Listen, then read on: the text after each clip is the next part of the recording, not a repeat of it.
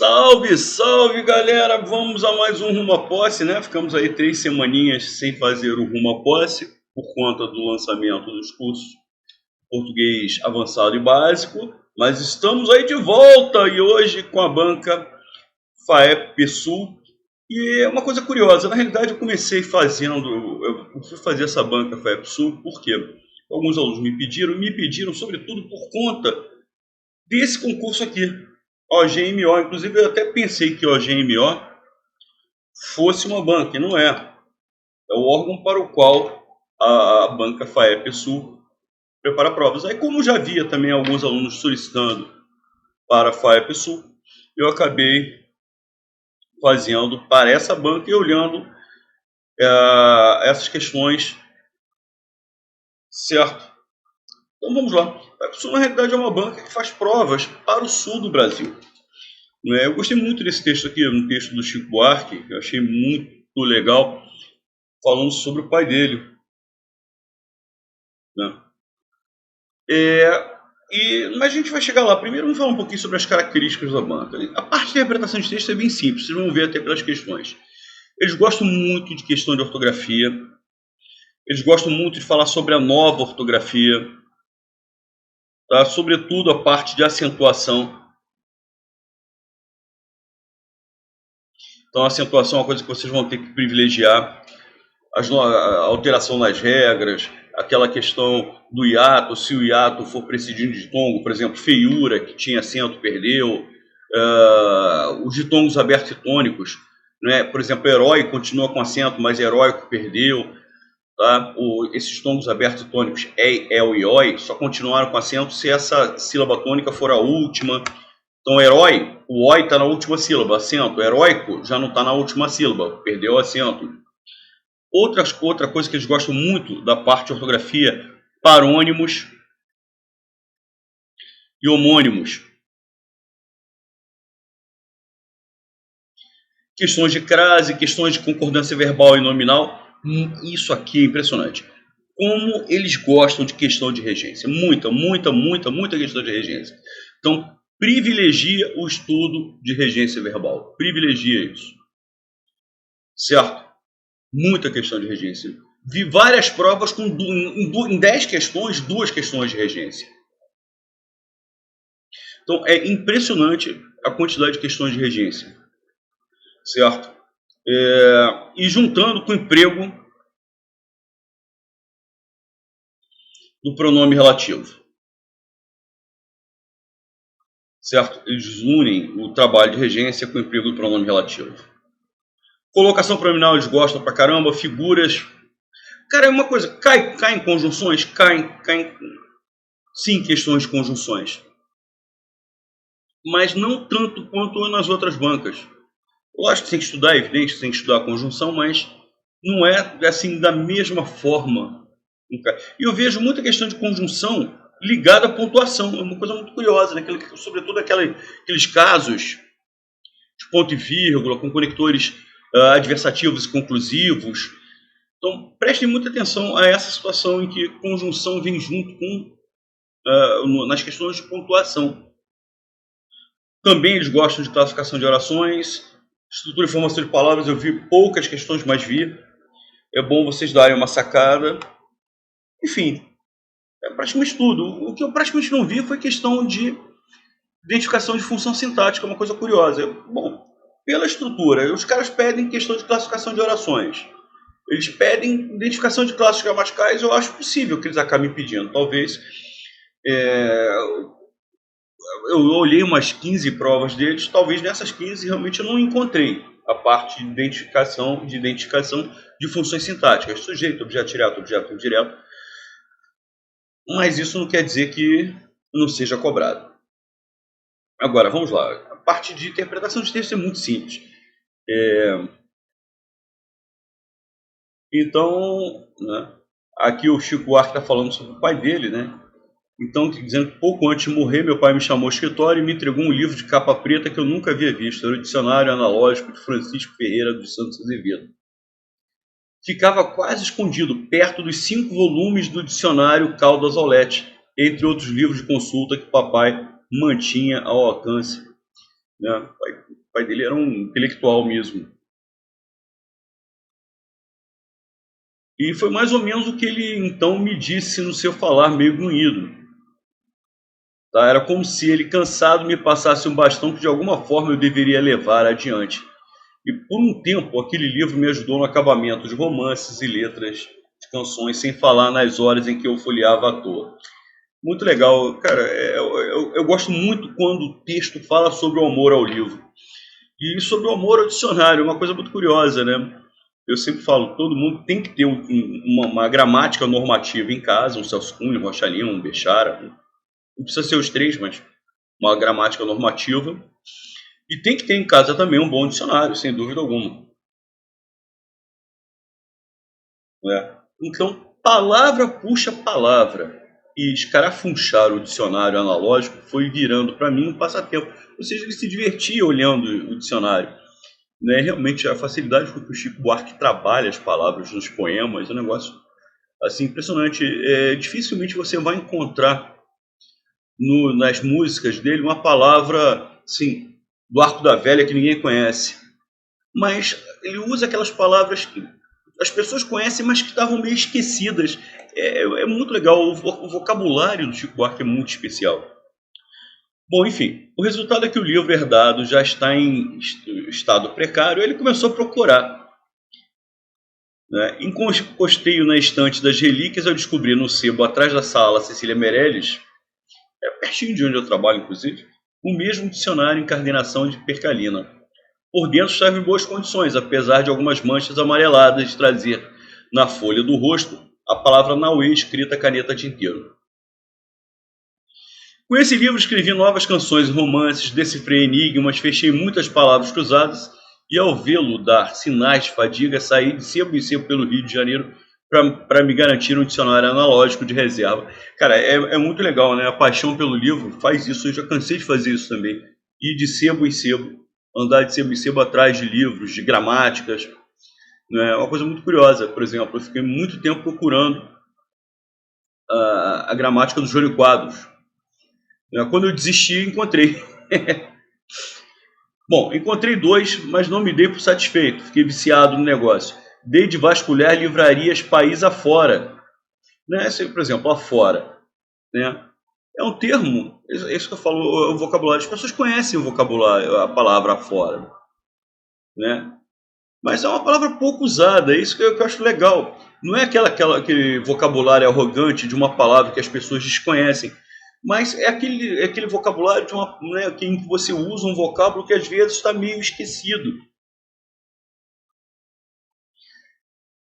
Só em São Paulo adquiri meia dúzia de exemplares, ainda rematei o último à venda a Amazon.com antes que algum aventureiro o fizesse. Né? E aqui, isso aqui faz uma brincadeira, né? Com o Dom Pedro I, né? Quando o pai dele, Dom João VI, fala para Dom Pedro I, olha, cuidado, é melhor você dar a independência ao Brasil antes que um aventureiro faça. Então aqui nós temos uma questão de intertextualidade, de relação entre os textos. Não foi explorado nenhuma questão, mas é a beleza do texto, né? Eu já imaginava deter o monopólio do livro. Ainda faz uma brincadeira aqui, a gozação, a ironia. Né? Assambarcamento quer dizer você abranger tudo. Exclusividade, hegemonia, senhoria, império, de dicionários analógicos da língua portuguesa. Não fosse pelo senhor João Ubaldo Ribeiro, que é amigo dele, obviamente. Era amigo dele. Que, ao contrário que me consta, também tem um quiçá, quem sabe, carcomido pelas traças, brocas, caroços e tal. Muito legal, né? Então ele vai fazer gozação. Quer dizer, o que o João Ubaldo Ribeiro tem, certo? Também devia estar carcomido, cheio de cupins, de lagartos, de gafanhotos, de bichos carpinteiros, e assim vai. Eu lembro, existem coisas que a gente não consegue esquecer, né? O primeiro jogo eletrônico saiu na década de 70, um jogo que se chama Telejogo. E o meu pai comprou para mim, né? Ele fez assim, um esforço enorme e comprou o Telejogo. Só que eu estava lendo Velho Mar e eu só fui brincar depois que eu terminei de ler. Né? Isso gerou uma frustração familiar gigantesca, vocês não podem imaginar. Então, o amor pelos livros é um negócio... Por isso que eu gosto muito desse tipo de texto. A horas mortas eu corri os olhos pela minha prateleira repleta de livros gêmeos. Escolhia a esmo e eu abria a bel prazer. Então anotava no Moleskine as palavras mais preciosas, a fim de esmerar, olha que coisa bonita, esmerar o vocabulário com que embasbacaria as moças e esmagaria meus rivais. Ou seja, na hora de paquerar, ele utilizava esses vocábulos que as pessoas desconheciam para mostrar cultura e deixaria as moças embasbacadas com a cultura, com o conhecimento dele, e ao mesmo tempo, né, esmagaria os rivais. Sensacional, gente, muito bom. Hoje sou surpreendido pelo anúncio desta edição do Dicionário Analógico de Francisco Ferreira dos Santos Azevedo. Sinto como se invadissem minha propriedade, revirassem meus baús, espalhassem ao vento meu tesouro. Né? Trata-se para mim de uma terrível notícia. Eu acho que não é uma terrível notícia, é uma brincadeira, isso, uma ironia, né? É uma gozação. Lógico que não é. O texto é espetacular, gente. Então, vamos lá. Questão número 1. Era como se ele, cansado, me passasse um bastão que de alguma forma eu deveria levar adiante. No contexto, a questão, olha, não é só essa frase. No contexto em que está, certo? Olha lá, o contexto é, ele está falando sobre o pai já estava, né, devia estar já bem, foi pouco antes de morrer, certo? E entregou o livro, entregou o dicionário, certo? Ótimo. Ficava quase escondido.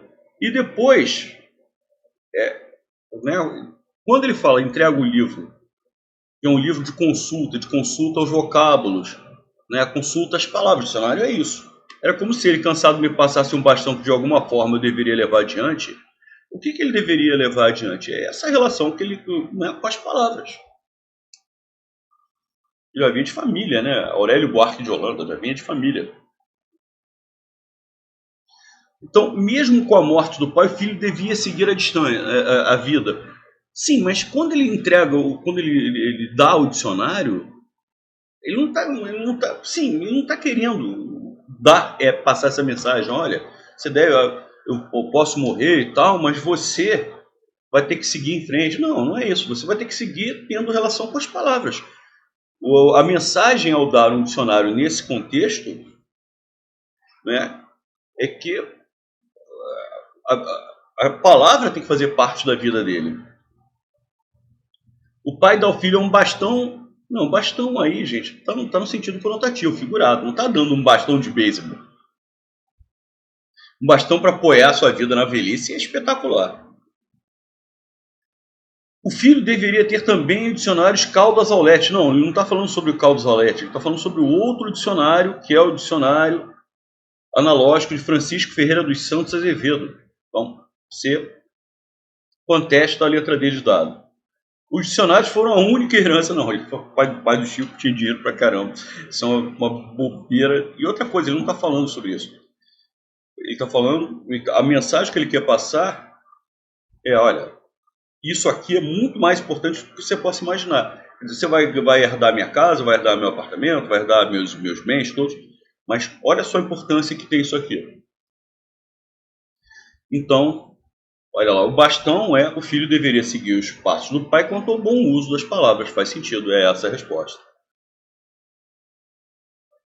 A relação que o pai tinha com as palavras, o Chico manteve um outro caminho, né? Uma boa relação, obviamente.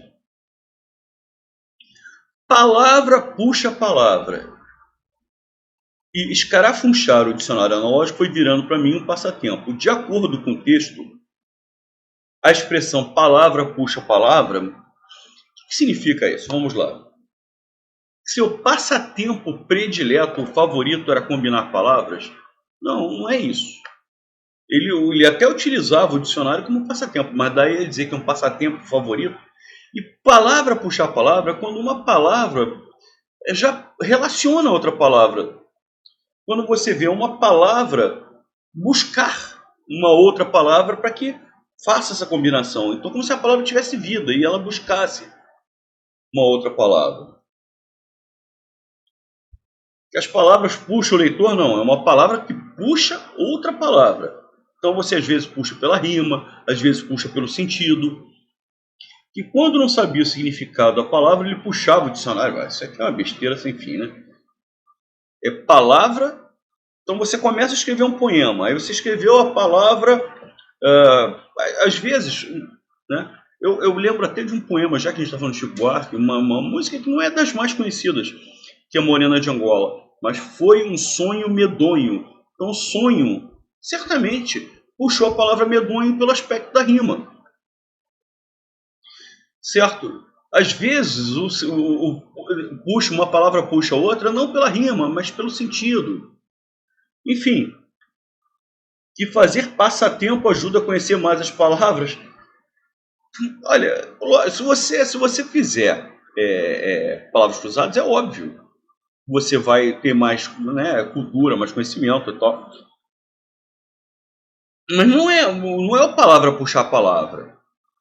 Que de uma palavra ele era atraído para procurar outras palavras. Sim, uma palavra faz com que você acabe buscando outras palavras, tá? Para você escrever o texto. Então, às vezes, dizem até que o mais difícil em poesia, em poema, é você dar início.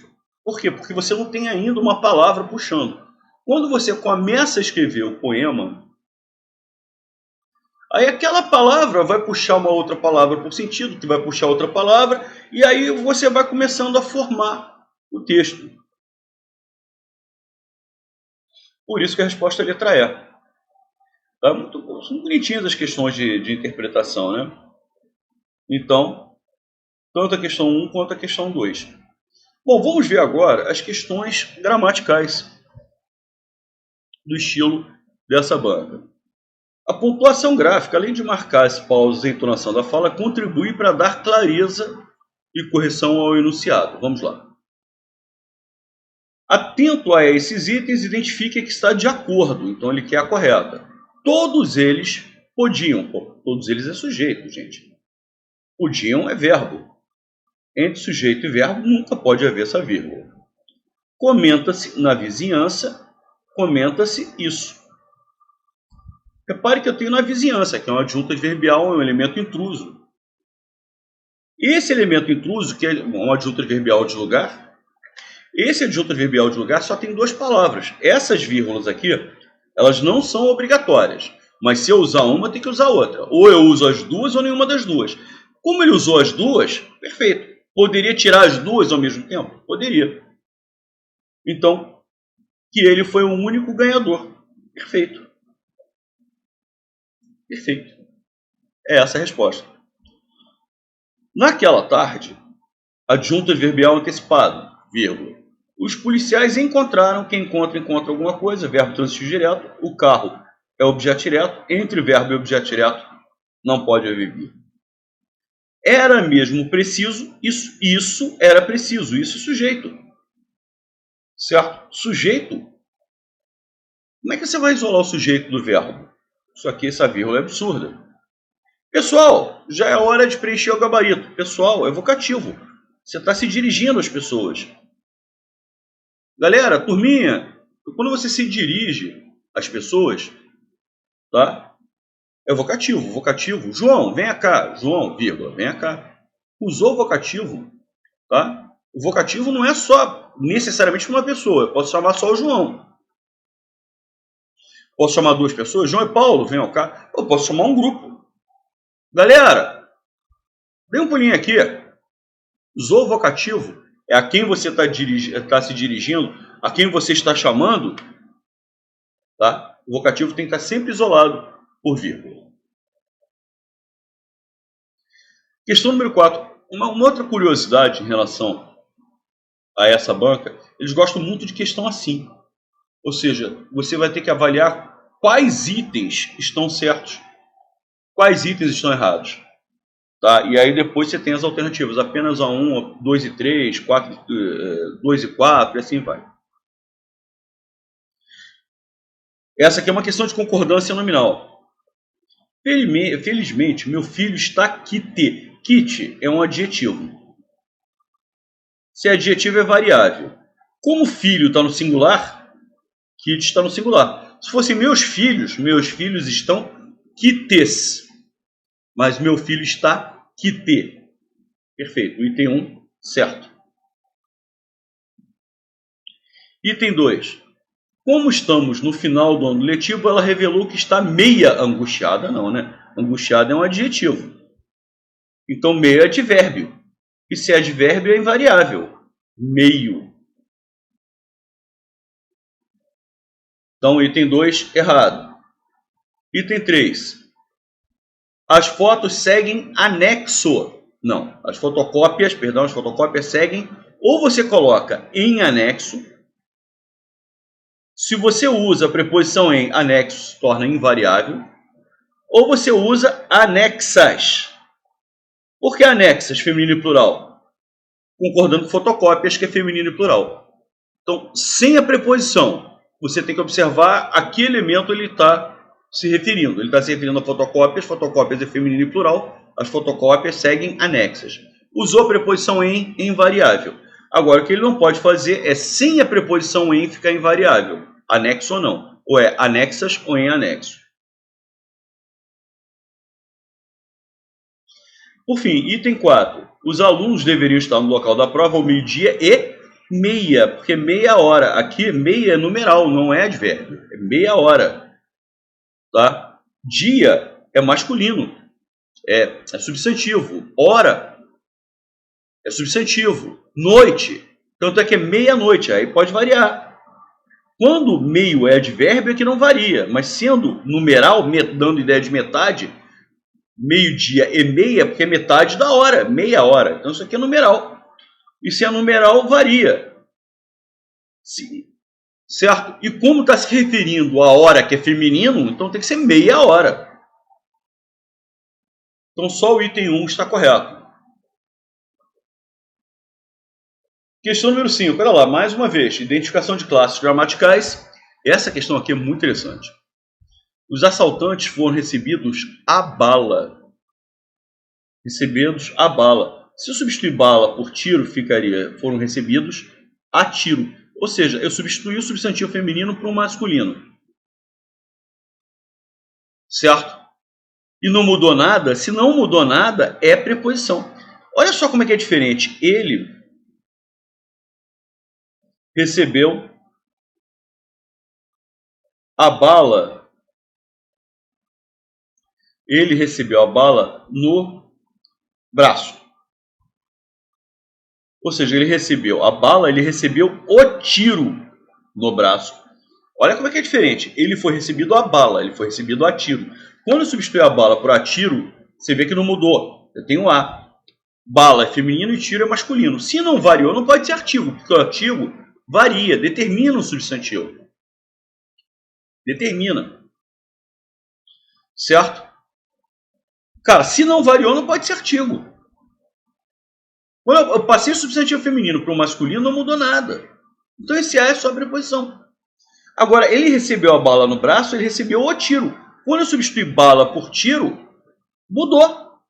Passou do artigo feminino para o masculino. Aqui seria artigo.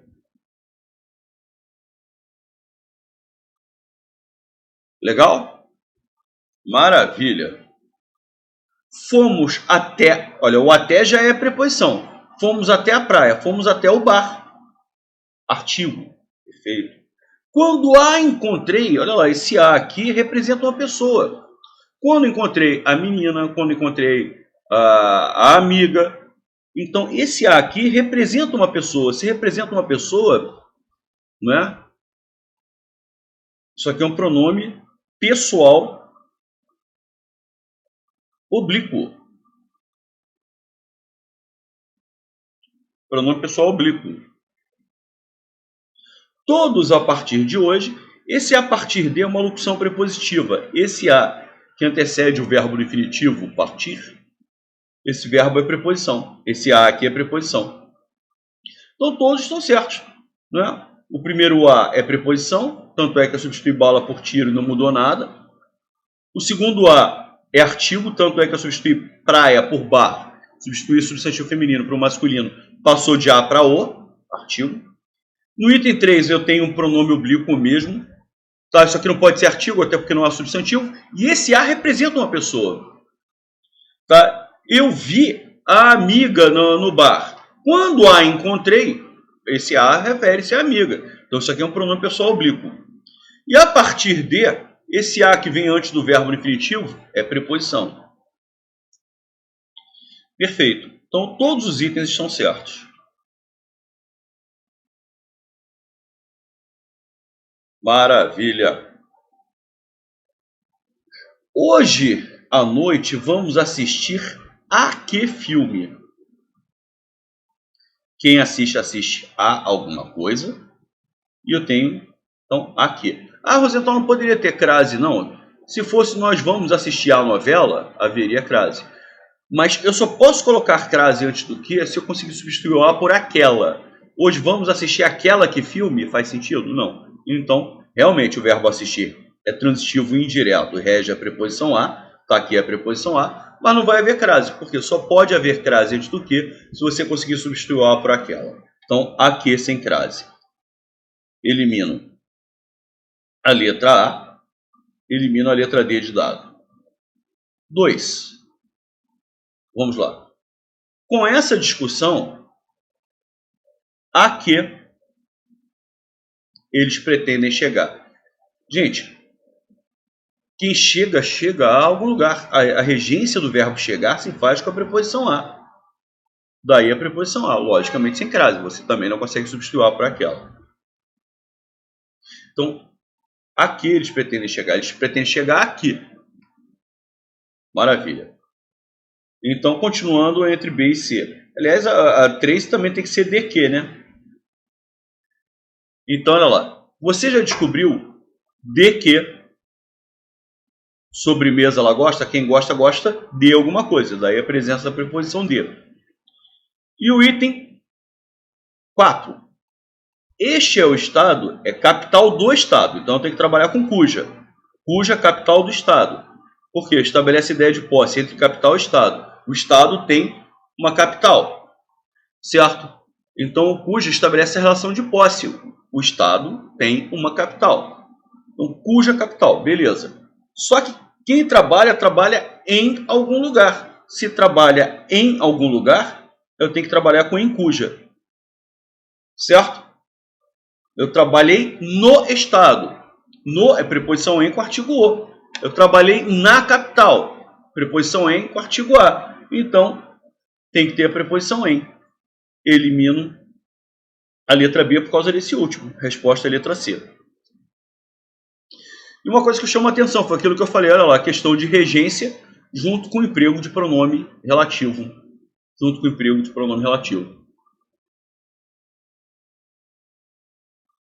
Questão número 7. Olhem só o comando desta questão. Segundo as regras da língua portuguesa, pode-se afirmar que o verbo haver é classificado como impessoal. Então, ele só quer o verbo haver sendo impessoal. O verbo haver ele só é impessoal no sentido de existir e no sentido de tempo decorrido. Tá? Então, são os dois sentidos em que o verbo haver é impessoal. No sentido de existir e no sentido de tempo passado, de tempo decorrido. Beleza? Ao longo do ano não houve reclamações, não existiram reclamações. Maravilha. Então o verbo haver aqui está no sentido de existir. Se está no sentido de existir, ele é impessoal. Sim. Então o item 1 é impessoal. Todos os alunos já haviam chegado. Gente, isso aqui é um verbo, é uma locução verbal. O verbo haver é apenas auxiliar de chegar. Nesse caso não é impessoal. Tanto não é impessoal que ele já está até flexionado. Está no plural. Um verbo impessoal ele só pode ser flexionado na terceira pessoa do singular. Item 3. Havia vários anos que a família tinha deixado. É o verbo haver no sentido de tempo passado, de tempo decorrido. Esse aqui ele é impessoal. Mudaria a viagem se existissem problemas. Todas as 4 frases estão corretas gramaticalmente. Todas estão corretas. E ele não está perguntando qual frase está correta ou está incorreta. Ele está perguntando em que frases o verbo haver é impessoal. É impessoal em todas, menos no item 2. Porque no item 2 o verbo haver é apenas auxiliar. Então a resposta é a letra C.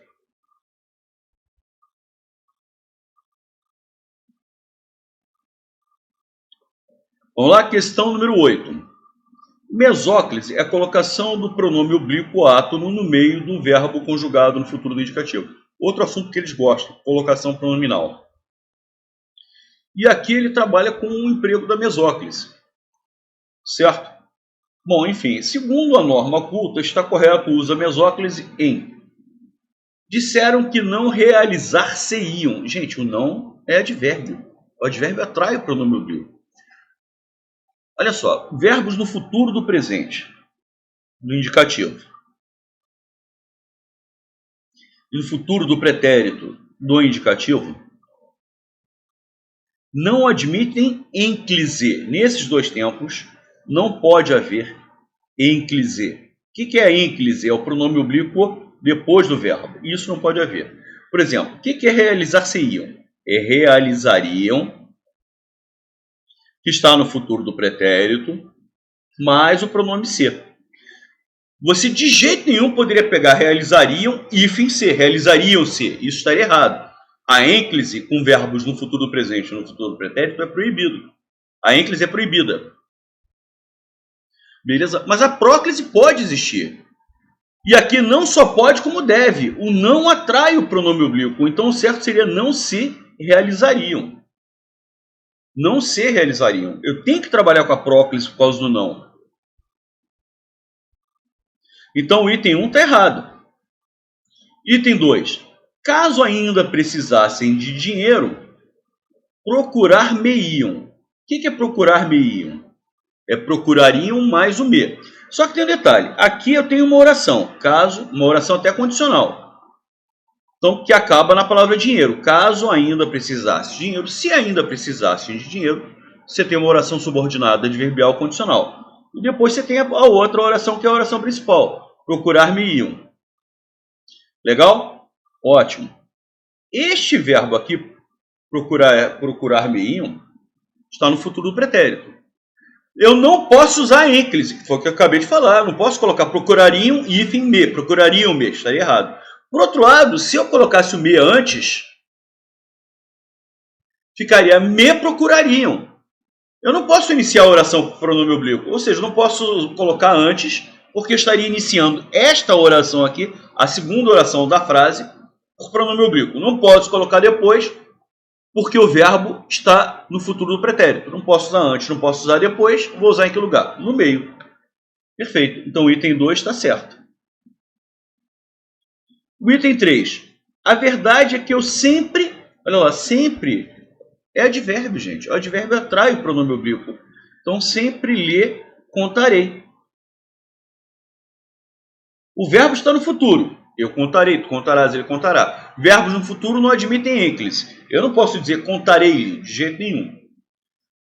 Tá? A mesóclise existiria. Eu poderia usar a mesóclise? Poderia. Mas como o termo que vem antes atrai o pronome oblíquo, eu sou obrigado a usar a próclise. O sempre vai atrair o pronome oblíquo. Errado. Planejar-se-ão. O que é planejar-se-ão? É planejarão mais o pronome ser. Eu planejarei, tu planejarás, ele planejará, planejaremos, planejareis, planejarão. Isso é o futuro do presente cativo, o futuro do presente. Verbos no futuro do presente não admitem ênclise. Planejarão-se. Estaria errado. Ênclise é o pronome oblíquo depois. Então, simplesmente colocar o hífen aqui, estaria errado. Por outro lado, se eu colocasse o se antes do verbo, eu estaria iniciando a oração com pronome oblíquo. Eu não posso usar antes, não posso usar depois. Vou usar onde? No meio. Certo? Então, item 4 está certo, são os itens 2 e 4, resposta letra C. Questão número 9. Olhem só, conjunção pois nos seguintes períodos. Meu desejo é estar sempre a seu lado, pois eu te amo, porque eu te amo. Visto que eu te amo, uma vez que eu te amo, dado que eu te amo. Certo? Então, o pois está iniciando a segunda oração. A gente vai falar sobre isso. Esse pois, a gente vai ver, é uma conjunção subordinativa causal. Importante você reparar isso por causa da resposta. Meu desejo é estar sempre a teu lado. Amo-te, pois. Gente, se o pois estiver deslocado, repare que o pois aí não pode ser sinônimo de porquê, já que, visto que, nem que é vacatuça. Meu desejo é estar sempre a teu lado. Amo-te, porque? Não, amo-te, então, amo-te, portanto. Tá? Ou seja, amo-te, portanto. Esse aqui vai ter valor de conclusão. Olha só. Letra A. A conjunção é coordenativa sindética explicativa. Cara, eu já sei de antemão que as bancas estão jogando tudo num saco só. A ideia de causa e a ideia de explicação. Na minha concepção, essa conjunção pois aqui não é explicativa, ela é causal. Mas eu sei de antemão que as bancas estão colocando, até porque são os mesmos conectores. São os mesmos conectores. Por que, já que, visto que, pois, uma vez que, dado que, porquanto. Ainda digo mais, toda causa é uma explicação. Nem toda explicação é uma causa, mas toda causa é uma explicação. Se você vai dar um porquê, você vai dar uma explicação. Então, toda causa é uma explicação. Certo? Maravilha. Para mim, essa oração, essa conjunção é subordinativa causal. Mas eu sei que as bancas confundem. A conjunção coordenativa, explicativa, ela nasce de uma explicação de esclarecimento para uma ordem, para um pedido. Ou seja, o verbo tinha que estar no imperativo. O verbo tinha que estar no imperativo. Então, pega água porque estou com sede. Pega está no imperativo. Pega água porque estou com sede. Por que estou com sede? Pega água, pois estou com sede. Esse pois é explicativo. Tá? O pois é sinônimo de porquê, já que, visto que? Sim. Mas como pega está no imperativo, eu estou explicando, eu estou esclarecendo esse pedido, essa ordem. Aí sim é explicativo. Aqui não. Meu desejo está no presente cativo. Estar está no infinitivo. O meu desejo é esse. O meu desejo está sempre ao seu lado. Qual é a causa desse desejo? É o amor que eu sinto para a pessoa. Certo? Para mim é causal. O que eu faria se eu fosse você? Eu botaria uma setinha aqui no item 1, porque eu sei que as bancas têm botado tudo num saco só, explicação e causa. Então, não marco de cara. Em 1, a conjunção é coordenativa sindética conclusiva. Não, conclusiva é na 2. Conclusiva não é. Essa aqui eu já posso eliminar. Em 1 e 2, a conjunção tem o mesmo valor de explicação. Não, no 2 não há a menor possibilidade de ideia de explicação. 2 é conclusão. A conjunção pois é sinônimo de então, de logo, de portanto é conclusão. Posso eliminar a letra C. Em 2, a vírgula comprometeu o sentido da oração conclusiva. Não, a vírgula não compromete o sentido. Muito pelo contrário. Pelo fato de você ter deslocado a conjunção para o final da oração, está aqui no final, né? Esta vírgula se torna obrigatória. Muito pelo contrário. Aí entra nenhuma das respostas anteriores, o que é estranho, né? E aí, como eu sei que as bancas estão colocando tudo num saco só, as ideias de causa e de explicação, a resposta foi a letra A. Embora para mim, esta oração seja subordinada adverbial causal, a conjunção seja subordinativa causal. Mas como eu falei para vocês, como estão colocando tudo num bolo só, foi essa a resposta. Não é? Como eu falei para vocês, olha lá, questão de conjunções unida a questão, né, conjunções com as preposições, com pontuação, com análise de pontuação. Bom, e o item 4, olha lá, a questão 10, novamente nós temos a questão da conjunção com a pontuação. Só que agora ele pede pelo outro lado, não pelo valor semântico da conjunção, mas pelo valor para identificação na pontuação se a frase está certa ou errada. Olha lá, a conjunção, entretanto, está no seu devido lugar. É a primeira palavra da segunda oração. Se você usou a vírgula, não pode usar outra vírgula depois. Então, ele usou uma vírgula separando as orações. Como usou a vírgula separando as orações, tá? Se eu colocasse outra vírgula depois de entretanto, o que aconteceria? A conjunção entretanto não faria parte nem da primeira nem da segunda oração. E aí geraria um erro gramatical. Mas como ele não colocou essa vírgula, ele colocou só a vírgula antes, o item 1 está certo. O item 2, ele usa ponto e vírgula. Ele usa ponto e vírgula separando as orações. Quando ele usa ponto e vírgula separando as orações, ele já empurrou, entretanto, para outra oração. Aliás, a posição natural da conjunção é aqui. É iniciando, é ser a primeira palavra, olha, a segunda oração começa aqui. É ser a primeira palavra da segunda oração. Certo? A conjunção é um conector, faz a conexão, faz a ligação entre as orações. Quando você pega essa conjunção e desloca, como acontece aqui, você pegou a conjunção e deslocou, a interrupção que acontece entre as orações acaba se tornando muito mais violenta. A vírgula já não é mais uma pontuação suficiente para identificar isso. Você tem que utilizar uma pontuação mais forte. Qual é a pontuação mais forte? Ponto e vírgula. Tá legal? Maravilha. É o que ele usou. E pelo fato de a conjunção estar deslocada, veio parar entre o sujeito e o verbo, olha lá, ele colocou entre vírgulas. Perfeito. Então, item 1 certo, item 2 também certo. Item 3, mesma coisa. Ele pegou, a frase é praticamente igual.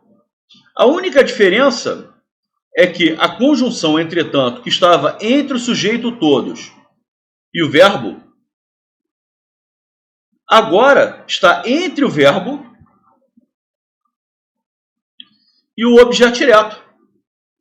Cara, mas essa situação é idêntica. A conjunção, entretanto, está deslocada. A conjunção deslocada você é obrigado a denunciar. Como a conjunção não é a primeira palavra da oração, o emprego de ponto e vírgula é obrigatório.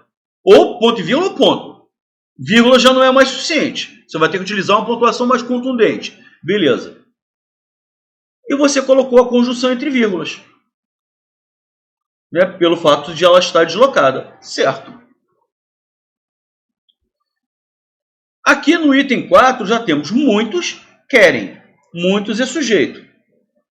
Querem é verbo. Entre o sujeito e o verbo, ele intercalou uma oração adjetiva. Muitos, os quais ainda não respeitam a Constituição. Então, como esse aqui introduz uma oração adjetiva.